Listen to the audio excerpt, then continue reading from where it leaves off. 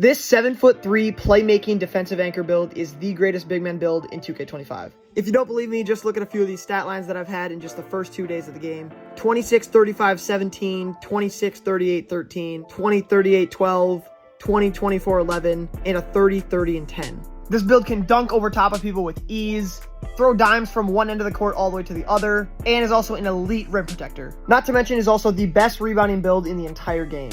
I have an 80% win percentage using this build, and today I'm going to show you exactly how to make it yourself. For the physicals, you're going to want to choose center, maximum height, which is 7'3", 265 pounds, and then go ahead and max out the wingspan as well at 8 feet. To start with the finishing, you have an 84 close shot, which gives you silver paint prodigy. This badge helps score right over top of people in the paint, and being 7'3" already makes this build almost impossible to guard when you're backing someone down.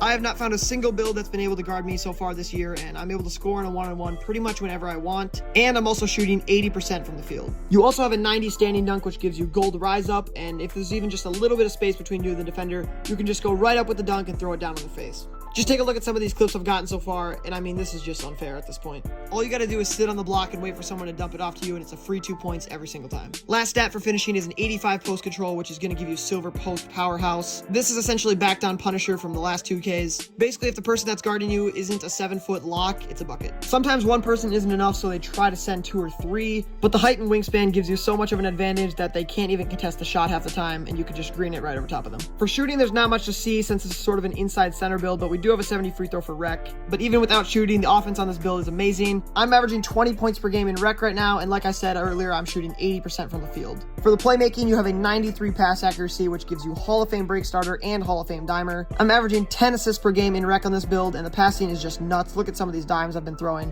Literally from one end of the court all the way down, and they just catch it perfectly in stride. I've played 22 rec games so far and gotten 15 triple doubles already, which is almost 70% of the time.